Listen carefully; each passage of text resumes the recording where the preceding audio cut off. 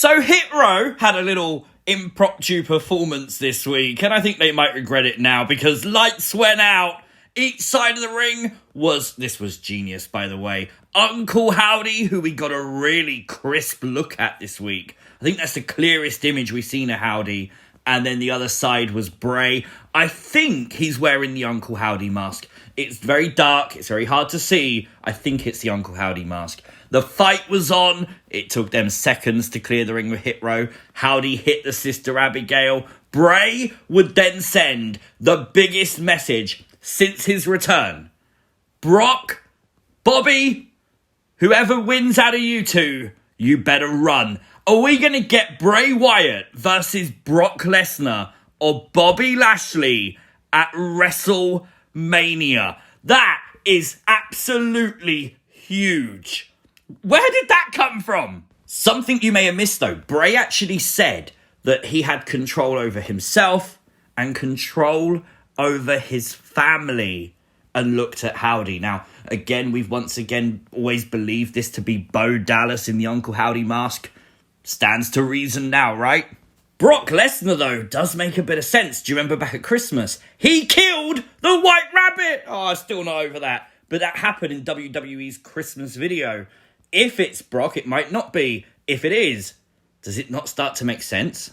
And as for Bobby Lashley, well, he's already replied on Twitter about Bray Wyatt and what happened in the promo tonight. Don't forget, Bray and Lashley had some Twitter beef before Bray's release. And it was actually rumoured that Bray and Lashley were going to go at it at SummerSlam 2021. So again, makes sense. There was glitches during the Hit Row performance before they came out, though.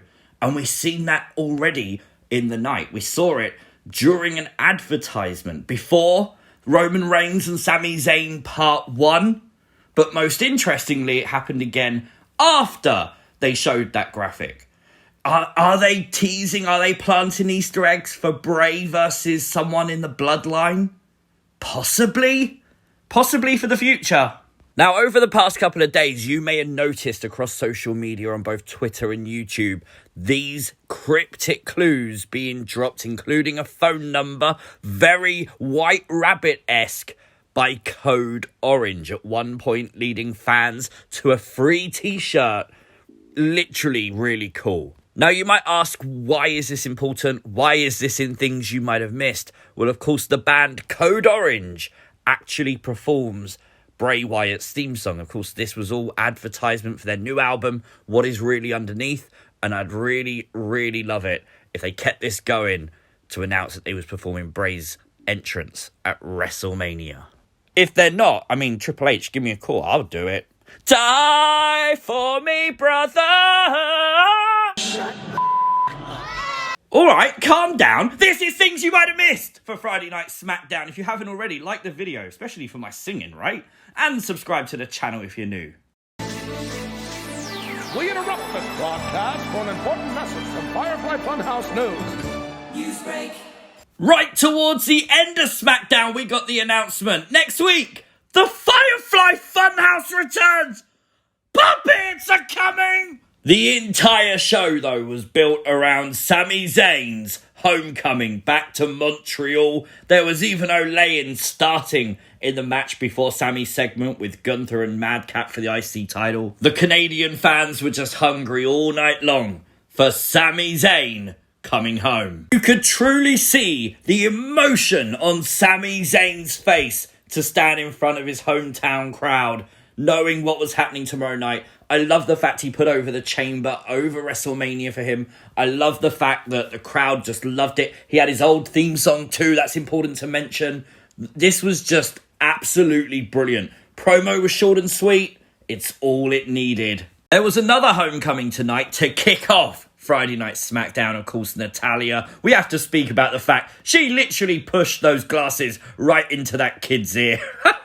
But the big news was Ronda Rousey. Ronda getting booed throughout the match. Not only that, the "you can't wrestle" chants. Ouch. Of course, though, this was a great spotlight for Shotzi. The tiger suplex to Ronda, cattle mutilation to Ronda, the dive through the ropes. This was a big spotlight on Shotzi, and the crowd did react to her, so that's always a plus. I feel like Shotzi is one of the people we often sit here saying deserves a spotlight, deserves more. Tonight, she seemed to get more. It was, of course, Ronda and Shayna who picked up the victory here, but Natalya did get the pop for the sharpshooter. That's a dub. And it was really cool to see Ronda actually take Shotzi's faceplant move on the apron. She did botch that before. Glad they rewrited that and done that again. Drew McIntyre and Sheamus defeated the Viking Raiders in what was a really good tag match tonight. But this is the face you make when you see Sheamus's boot coming for your face. Love it. But talking of faces, Valhalla's face at the Viking Raiders' loss. Oh my god, and they cut to this multiple times as well. Is she going to be doing something to punish the Vikings for losing? I don't know, it's just a vibe I got. She was not happy and they made a point to show it. Something might happen next week with the fact the Vikings lost. Does she inspire them to get even more deadly, maybe? Some interesting WrestleMania news. The rumour going around right now is that Seth Rollins versus Logan Paul is pretty much locked in. I'm okay with this. I think the story's there. They've definitely been telling it great on social media. What do you think? Do you want to see Seth versus Logan at WrestleMania? Let me know in the comments below. Combat sport journalist and reporter Ariel Helwani was in the SmackDown crowd tonight. And Tony Khan, who owns and runs AEW, isn't a fan apparently. I don't like this. This is not a good look for Tony and for AEW. The fact he also buried Tony Schiavone, that's not good. After what happened on Raw, it was Asuka versus Liv Morgan tonight on SmackDown ahead of the Chamber. Liv did have some momentum, but once again, why keep putting her in these holds, WWE? And did you see this? This was on their freaking YouTube. What are you doing to Liv? Story was quite clear though. It's Liv Morgan turning on Raquel because, inside the Elimination Chamber, there are no friends. I like that. And of course, it was Asuka alone in the ring at the end. Liv did just leave. No physicality between the two. Looks like it could come down to Asuka and Liv tomorrow night. Still Asuka standing tall again on SmackDown. Intercontinental title match was the final match of the night. And of course, it was Gunther Madcap Moss. Give WWE some credit here. They gave him a little bit of time. The match was good.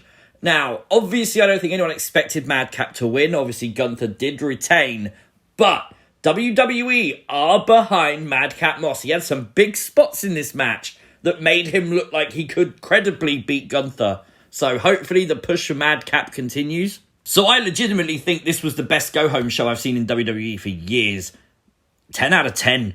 Brilliant SmackDown this week. If you are new to the channel, make sure you go ahead and subscribe. Turn on notifications. We'll be back tomorrow for Elimination Chamber. You don't want to miss that. Like the video, share the video, and I'll see you next time. Peace!